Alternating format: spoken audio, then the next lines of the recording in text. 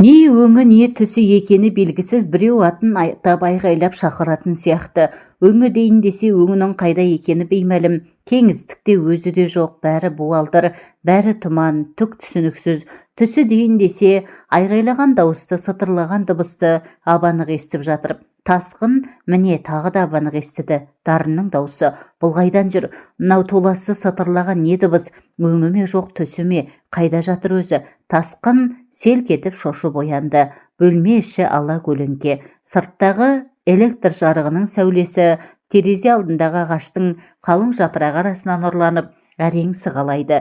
Терезенің сыртқы темір жақтауына жаңбыр тамшылары толассыз ұрғылап жатыр. Құлақ етін жеп, барабандай сартылдап тұрған сол екен. Әлгіндегі мені шақырған дарым ба, шынымен соның даусы ма?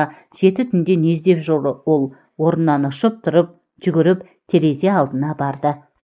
Сыртта жаңбыр құйып тұрып, терезені ашып мойнын созып төменге қарады. Ауладағы биік ақ теректің арбиған бұтақтары үшінші қабаттағы терезеге дейін жетеді. Соның қалқасынан ештеңені де анық ажырата алмады. Дарын, сен бе деді тасқын дауыстап. Тым-тырыс, жүрегі дүрсілдеп кетті. Дарын, дарын деп тағы қайтара дауыстады. Үн жоқ. Әлгінде атын айтып шақырған кім болды екен? Түсім дейін десе, дарынның даусын абанық естіген сияқты еді ғой. Бұл не жұмбақ? Қарақтан қарап, жүрегі бір түрлі суылдап, дегбірі қаша бастады. Асып-сасып, жығылып жүріп, қолына ілінген киімдерін иығына іле салып, жүгіріп далаға шықты. Үйтки соққан жел әсерінен екпіні күшейген жаңбыр басқа көзге сабалап тұр екен. Оған қарауға мұрша жоқ. Өз еркі өзіне бағынудан қалған, әлдебір түсініксіз сезімдер иірімдей иіріп, жанға ғұрлы көрмей, қақпақылға салып дедектетіп, сүйрелеп әкетіп барады. Дарын жатақхананың іргесіндегі ықшам ауданда тұрушы еді. Сол маңда әлі бұзылмаған ескі үйлер өте көп. Соның ең бір сұрықсызы да, сиықсызы да дарынға бұйырған болатын. Шатыры бір жағына қисая бастаған, терезесі төмен, өзі жермен жексен. Сонау Сталин заманында салынған қырық құрақ ескі үйді дарын былтыр ғана сатып алған. Тасқынның аяғына жұқпай, солай қарай ұшып келеді. Асфальт төселмеген қара жолдың миы шығып жатыр. Ойдым-ойдым, шұңқырдың бәрі көркөген су. Оған қарайтын, жол таңдайтын мұршасы жоқ. Қызыл асықтан шылпылдата су кешіп, дедектете жүгіріп келеді. Тасқынның көз алдынан дарынның бейнесі кетер емес, көлбеңдеп. Оң мен түстің арасындағы жаңағы шақырысының неге жорырын білмей дал. Дарын ауырып, қысылып жатқан сияқты. Мұны іздеп мазасызданып жатқан сияқты. 5 жыл бір бөлмеде тұрған студенттік шақтан бірге келе жатқан сыралғы досы ғой. Бұлар институт бітіргелі де 8 жылдай болыпты. Одан кейін 7 жыл тағы бір пәтерде тұрған.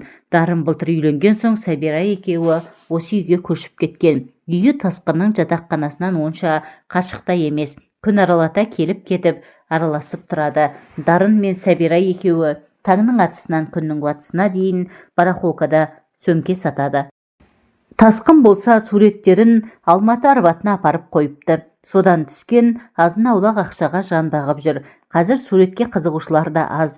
Көз майын таусып, таңды таңға ұрып, салған жұмысын болымсыз ақшаға сатып алғысы келетіндерін қайтерсің. Суреттегі шетелдегідей жақсы бағаланса ғой, онда әжептәуір жақсы өмір сүруге болар еді. Үй сатып алар еді, үйленер еді. 30-ға келгенше жұмысшылар жатақханасының аядай бөлмесінде жүргеніне кейде қорланады тіпті. Дипломы шабаданның түбінде сарғайып жатқалы. Қашан? Жұмыс жоқ. Жа қойшы, соны ойлай бермей. Дарын, сен мені шақырдың ба, әлде Сәбираның құшағында шыртиқода жатырсың ба? Шыңғаққандай 7 түнде ербейіп жетіп келгенімді көріп, көзің атсыздай боп жүрме? Дарынның қақпасы ашық тұр екен. Үйінің есігі де шалқасынан ашық-шашық. Шатырдың сорғалаған судан аула іші күлкілдеп кетіпті. Бір сұмдықтың болғанын сезгендей жүрегі суылдап, екі аяғынан әл кетіп бастырмай қалды. Дәрмені құрып есіктің тұтқасынан ұстаған күйі теңселіп біраз тұрды. Үй іші тас қараңғы, іштен күлімсі сыз иісі білінеді. Дарын деп дауыстап, үні дүрілдеп әрең шықты. Ішке қарай күлуге әлдеқандай күш жібермей тұр. Қорғасындай зіл тартқан аяғын әрең көтеріп босағадан аттады. Тым-тырыс сипалап тұрып есіктің артындағы түймешікті іздеді. Дарын қайда, Сәбира қайда? Есік неге шалқасынан ашық жатыр? Жарық неге жоқ? Түймешікті таптау әйтеуір. Жарықты басуға жүрегі дауаламай біраз тұрды. Жарық қосылса біреу өзін бас салатын сияқты. Маңдайына сұп-суық тер шықты. Түймешікті ұстаған саусағы дірілдеп кетті. Сонда да әлдерменін бойына жиып, түймешікті бастау әрең. Үй іші жарқ етіп ақ сәулеге шомылды. Көзі бірден төр алдында бүрісіп, қырын қарап отырған Дарынға түсті. Қолында мылтық. Ұңғысын маңдайына тіреп алыпты. Сол қолымен мылтықты сығымдап ұстап алған. Оң қолының бас бармағы шүріппеде, қимыл қозғалыс жоқ. Тас мүсіндей сіресіп қалған. Кісінің кіргенін, жарықтың жанғанын аңғармаған секілді. Тасқынның төбесінен біреу тастай суды ақтара салғандай денесі мұздап сала берді. Бір сөзді айтудың, бір адым алға басудың өзі қиямет қайым. Үй үшін өлім ескірігі жайлап алғандай. Төр алдында шашылып жатқан патрондар да, оң жақ босаға тұстағы жиналмаған үстел үстіндегі самсаған бос шөлмектер де, үйдің сол жақ қабырғасын түгел алып тұрған Дарынның өз жүрегін жарып шыққан жан тәсілім атты картинасы да демін ішіне тартып, тағатсыздана ажал күтіп тұрғандай. Тасқынның көзі картинадағы жас жігіттің жанарымен шарпысып қалды. Үрей ұялаған тірі көз өңменіңнен өтіп барады. Оң қолымен басын таянып бүрісіп отыр. Саусақтарының арасынан сорғалаған қан өңірін жуып кеткен. Жігіттің өмір мен өлімнің арасындағы ішкі арпалысын Дарын қалай тап басқан. Осы сәтте картинадағы жаралы жігіт Дарынның өзі боп көрінді тасқынға. Дәл қазір анау картинадағы көрініс өмірде қайталанатын деп тұрғандай. Жағдайдың қаншалықты қауіпті екенін анық түйсінді. Ақыл санадан, сезім түйсіктен айырылып қалғандай күйде. Екі көзі шүріппеден бас бармақта. Не дерін, не істерін білмей тұр. Дарынның я өлі, я тірі екені белгісіз. Аяғынан әл кетті. Аттай бере сылқ ете түсті. Дарын деп атын атамақ болып еді, үні шықпады. Бұдан әрі не болғаны анық есінде жоқ. Көз алды тұмандатқандай болдым-ау. Еңбектеп қасына бардым-ау. Шоқиып қасында отырдым-ау. Әлден уақытта екеуінің көзі түйісіп қалды. Бір-біріне тесірейе қарап отырған сәтте есін жиды. Дарын сол кезде барып өз-өзіне келгендей болды. Әуелде көзі шыныдай жылтырап қана көрінген. Біртіндеп сәуле жүгіре бастады. Жан бітті. Сәлден соң көз сөйлей бастады. Дарынның көзі: сенің ең соңғы рет көріп қалғым келді. Тасқынның көзі: таста мылтықты, Дарын, таста. Дарынның көзі: өмірде еш мән қалмады. Тасқынның көзі: ақымақ болма, ал саусағыңды шүріппеден. Дарынның көзі: мені қинамашы тасқын. Тасқынның көзі: өтінемін сеннен, шүріппеден алшы саусағыңды. Дарынның көзінен бір тамшы жас ытып шықты.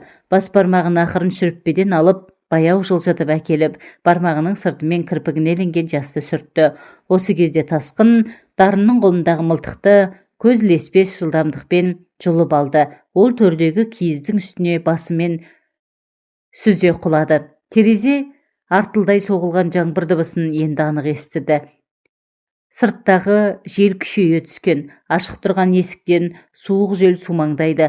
Қолына мылтық тиген соң бойына қайрат біткендей орнынан атып тұрып, қарсы бөлмеге қарай жүрді. Сәбира Аманбекен деген суық ой жонарқасы мұздатып өтті. Жарықты қосты. Оң жақтағы төсек бұзылмаған қалпы тұр. Сәбира үйде жоқ екен. Екеуі ренжісіп, Сәбира кетіп қалған шығар деген ой келді. Патронын алып қалтасына салды да мылтықты апарып шифонердің артына тықты.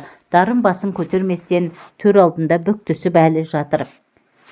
Солқ-солқ жылайды. Тұла бойы безгегі қысқан жандай қалш-қалш етеді. Тасқын қайтып келіп Дарынның қасына тізе бүкті. Анау жерден басын көтерудің, бұл оған тіл қатудан қорқатын сияқты. Осылай қанша отырған есінде жоқ. Бір кезде Дарын сүйретіле орнынан тұрды да тәлтіректеп тұрып қалды.